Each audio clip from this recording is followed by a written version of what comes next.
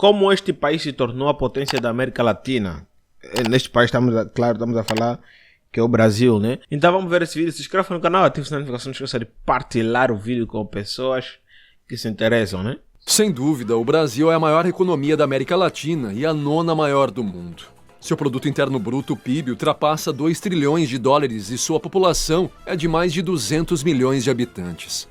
Com um território que abrange quase metade do continente sul-americano e uma grande diversidade de recursos naturais, o Brasil é um país com um enorme potencial econômico e uma crescente influência regional e internacional. Como membro dos BRICS, o Brasil também faz parte de um bloco que representa 26,6% do PIB nominal mundial, 32,5% do PIB mundial e 41,5% da população mundial.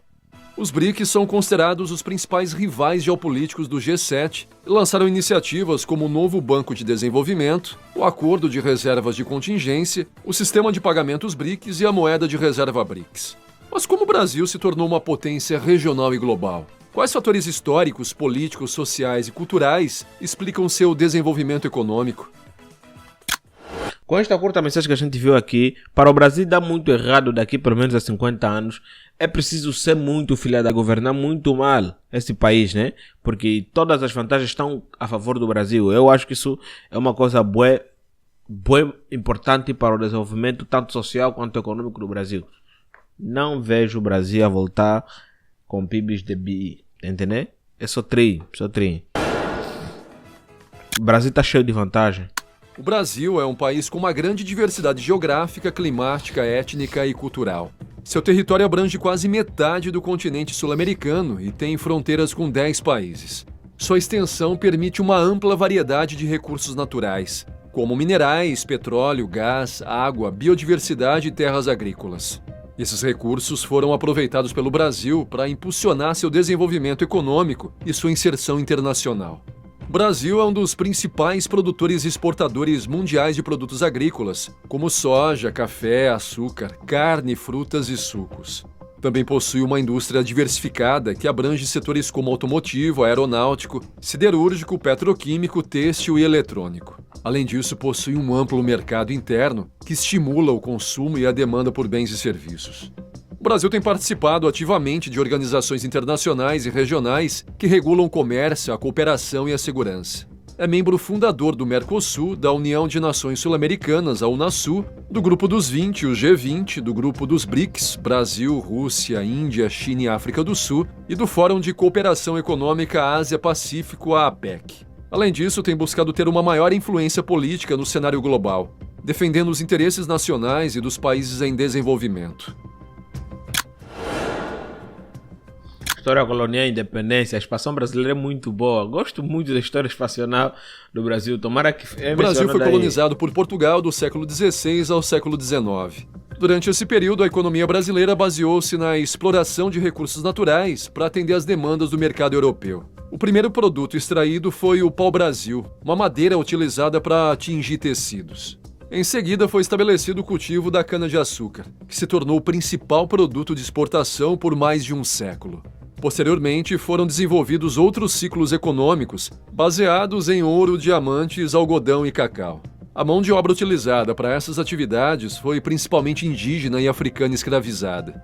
Os indígenas foram submetidos ao trabalho forçado pelos colonizadores portugueses e pelos missionários jesuítas. Africanos foram trazidos em massa do século XVI até meados do século XIX para trabalhar em plantações, minas e cidades. Estima-se que cerca de 4 milhões de africanos foram levados ao Brasil durante o período colonial, o que gerou uma grande diversidade étnica e cultural no país. A independência do Brasil ocorreu em 1822, após uma série de eventos políticos que envolveram Portugal, França, Inglaterra e as elites locais. O gatilho foi a chegada da família real portuguesa ao Brasil em 1808, fugindo da invasão napoleônica. O rei Dom João VI estabeleceu sua corte no Rio de Janeiro e levou o Brasil à categoria de Reino Unido a Portugal. Isso provocou o descontentamento dos portugueses, que exigiram o retorno do rei em 1820. Rei bundão. Maluco meteu o pé, abandonou o povo. Ei, vou fazer no Brasil. Lá tem praia, tem Copacabana. Foda-se vocês aqui com seus valapa. Foi se divertir no Brasil, Rei Bundão. Agora, você está entendendo por que há 50 anos atrás teve um golpe de Estado, né? Isso, a monarquia brasileira... A monarquia brasileira não. A monarquia portuguesa já estava em risco muito antes de Dom Pedro nascer, entendeu?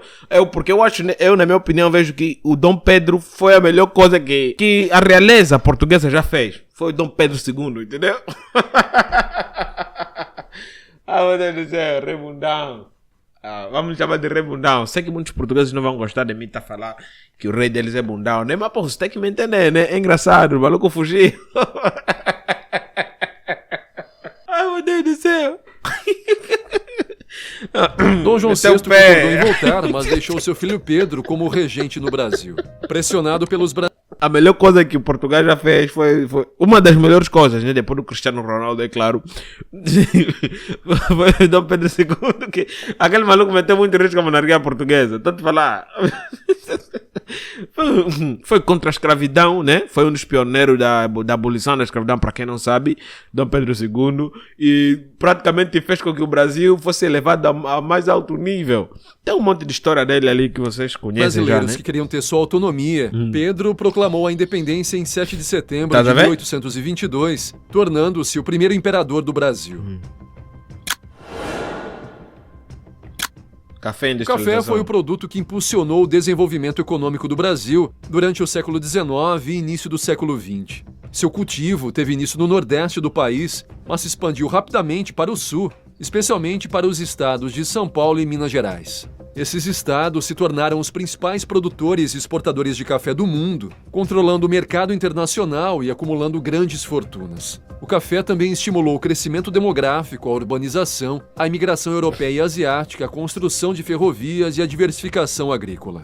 A industrialização do Brasil teve início no final do século XIX, mas acelerou nas décadas de 1930 e 1940, sob o governo de Getúlio Vargas. Esse processo se baseou na substituição de importações, ou seja, na produção nacional de bens que antes eram importados do exterior.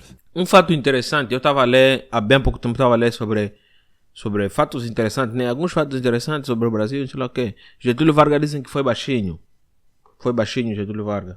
A substituição sim. de importações foi possível graças à intervenção estatal, que protegeu e estimulou a indústria nacional por meio de tarifas, subsídios, créditos e empresas estatais. Também foi favorecida pela crise mundial de 1929 e pelas guerras mundiais, que dificultaram o comércio internacional.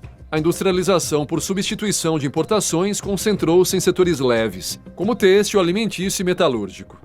No entanto, também foram desenvolvidos alguns setores pesados, como siderúrgico, petroquímico e elétrico. A indústria brasileira concentrou-se principalmente no sudeste do país, especialmente em São Paulo e Rio de Janeiro. Isso gerou um desequilíbrio regional entre o centro industrializado e as periferias agrícolas. E é que vivemos até hoje, né? Crise econômica. A economia brasileira enfrentou diversas crises econômicas e financeiras ao longo de sua história. Algumas das mais importantes foram a crise do café. Ocorreu entre 1929 e 1933 como consequência do colapso do mercado internacional de café devido à superprodução e à queda da demanda devido à Grande Depressão. O governo brasileiro tentou sustentar os preços do café por meio da compra e queima de excedentes, mas isso gerou um déficit fiscal e uma inflação crescente. A crise da dívida externa ocorreu entre 1982 e 1984 como consequência do aumento das taxas de juros internacionais e da queda dos preços das commodities devido à recessão global. O governo brasileiro não conseguiu pagar seus compromissos com credores externos, bancos comerciais e organizações multilaterais e teve que renegociar sua dívida em condições desfavoráveis. Os choques do petróleo ocorreram em 1973, 1974 e em 1979 e 1980, como consequência do aumento abrupto no preço do petróleo pelos países produtores, OPEP. O governo teve que aumentar suas importações. Parece que todo país que tem petróleo, as coisas sempre se complicam dessa forma. Angola também, agora Angola está se complicando dessa forma. Eu espero que um dia seja como o Brasil, né? Mas nesse exato momento nós estamos a nos complicar dessa forma. O passado do Brasil praticamente se revela aqui. De petróleo para suprir a demanda interna, o que gerou um déficit comercial e pressões inflacionárias. Política econômica. O governo brasileiro adotou diferentes políticas econômicas para enfrentar as dificuldades econômicas pelas quais o país passou. Algumas dessas políticas foram: o Plano Real. Foi implementado em 1994 pelo governo de Itamar Franco e continuado pelo governo de Fernando Henrique Cardoso. Consistiu em uma série de medidas para estabilizar a economia e controlar a inflação crônica que afetava o país há décadas. Entre essas medidas destacam-se a criação de uma nova moeda, o real, o ajuste fiscal, a abertura comercial, as privatizações e as reformas institucionais. O Plano Real conseguiu reduzir a inflação de quase 5.000% ao ano em 1994 para menos de 10% em 1998, além de aumentar o crescimento econômico e o investimento estrangeiro.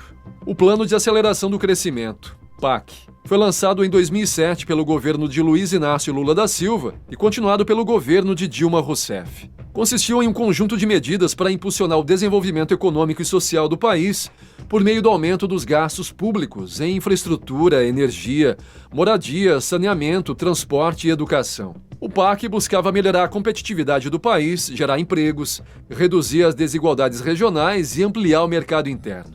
O ajuste fiscal foi iniciado em 2015 pelo governo de Dilma Rousseff e aprofundado pelo governo de Michel Temer. Consistiu em uma série de medidas para reduzir o déficit fiscal e a dívida pública do país, que havia aumentado devido à queda da receita, à recessão econômica e aos gastos extraordinários decorrentes da crise sanitária e social. Entre essas medidas, destacam-se a aprovação de uma regra que limita o crescimento dos gastos públicos, o teto de gastos, a reforma trabalhista, a reforma previdenciária e o corte de subsídios e programas sociais. O Brasil é um país com uma grande disparidade regional em termos econômicos, sociais e ambientais. De acordo com os dados do IBGE, em 2019, o PIB per capita do estado mais rico, São Paulo, era quase 5 vezes maior do que o do estado mais pobre, Maranhão. Caramba! Além disso, o Índice de Desenvolvimento Humano, IDH, do estado mais desenvolvido, Distrito Federal, era 0,850, enquanto do estado menos desenvolvido, Alagoas, era 0,683. Essas diferenças refletem as diferentes condições históricas, geográficas, culturais e institucionais que têm marcado o desenvolvimento regional do país. A disparidade regional no Brasil tem um impacto negativo no desenvolvimento econômico do país, pois gera ineficiências, desequilíbrios e conflitos. Por um lado, implica uma subutilização dos recursos humanos e naturais disponíveis nas regiões menos desenvolvidas, que poderiam contribuir para o crescimento econômico nacional se fossem oferecidas melhores oportunidades de educação, saúde, infraestrutura e financiamento. Por outro lado, implica uma concentração excessiva da atividade econômica nas regiões mais desenvolvidas, o que gera problemas de congestionamento, poluição, violência e desigualdade social. O Fundo Monetário... Olha, o desequilíbrio social é impossível não existir em países tão grandes assim como o Brasil. É impossível. Internacional, o FMI, é uma organização internacional que tem como objetivo promover a cooperação monetária, a estabilidade financeira, comércio internacional e o crescimento econômico entre seus países membros. O FMI oferece assistência financeira aos países que enfrentam problemas de balança de pagamentos ou crises financeiras em troca da implementação de programas de ajuste macroeconômico acordados com o organismo. O FMI teve uma relevância significativa na economia do Brasil desde a década de 1980, quando o país foi afetado pela crise da dívida externa e teve que recorrer ao organismo para obter empréstimos e renegociar sua dívida. O FMI impôs ao Brasil uma série de condições para conceder os créditos, incluindo a redução do gasto público, o aumento de impostos, a desvalorização da moeda, o controle da inflação e a liberalização do comércio e do mercado financeiro. Essas medidas tiveram um impacto social negativo, provocando recessão, desemprego, pobreza e protestos. O FMI também interveio na economia do Brasil na década de 1990, quando o país sofreu as consequências dos choques externos e das crises financeiras internacionais. O FMI apoiou o Plano Real e concedeu vários empréstimos ao Brasil para ajudá-lo a manter a estabilidade econômica e financeira. No entanto, o FMI também exigiu que o Brasil adotasse medidas adicionais para fortalecer sua posição fiscal, como a reforma da Previdência, a reforma tributária e a reforma administrativa. O empréstimo, qual é o efeito do empréstimo? A inflação é o aumento generalizado e sustentado dos preços de bens e serviços em uma economia. A inflação tem efeitos negativos sobre o poder de compra da população, poupança, investimento, crescimento econômico e distribuição de renda. A inflação também afeta a competitividade externa de um país, tornando seus produtos mais caros em comparação com os de outros países. A economia brasileira enfrentou episódio de alta inflação desde a década de 1950, mas foi especialmente grave nas décadas de 1980 e 1990, quando o país passou por um processo de hiperinflação que chegou a superar os 80% mensais em 1990. A hiperinflação foi causada por vários fatores, como déficit fiscal crônico, financiamento monetário dos gastos públicos, choques externos, expectativa e inércia inflacionária. A hiperinflação foi controlada com o Plano Real em 1994, que conseguiu reduzir a inflação anual para um dígito em 1998. Desde então, o Brasil manteve uma inflação relativamente baixa e estável, graças à adoção do regime de metas de inflação em 1999, que confere ao Banco Central a responsabilidade de atingir uma meta de inflação estabelecida pelo Conselho Monetário Nacional. O Banco Central utiliza a taxa básica de juros, a Selic, como principal instrumento para influenciar expectativas e comportamento dos agentes econômicos. O Brasil é um país de grande importância econômica global.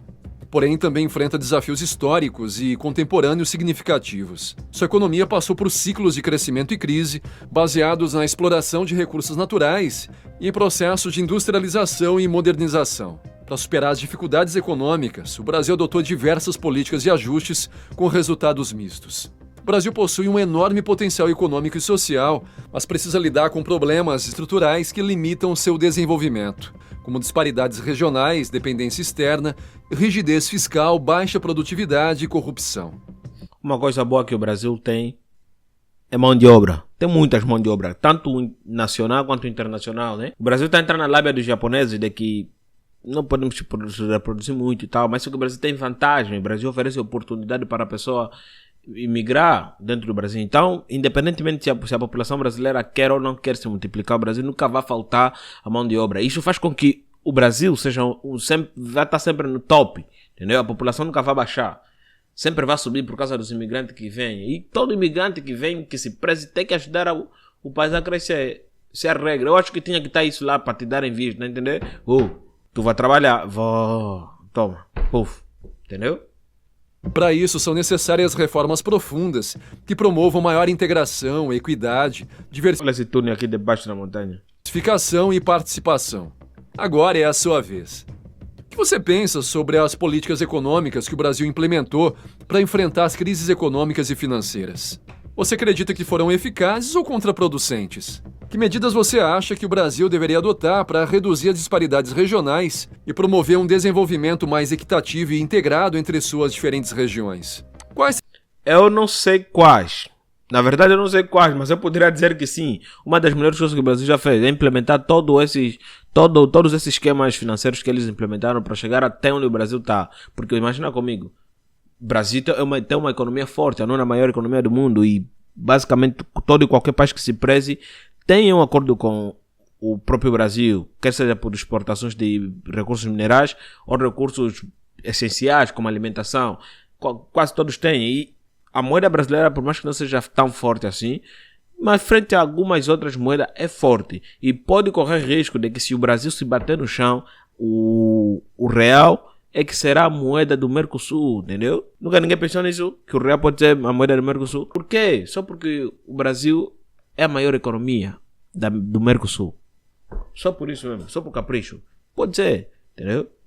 É isso aí. Até o próximo vídeo. Muito obrigado para vocês que estiveram do outro lado. Se inscreva no canal, o link original desse vídeo está aqui na descrição. Mas alguém notou que os vídeos que passaram não tem nada a ver com a explicação dele? Mas alguém notou? Tchau.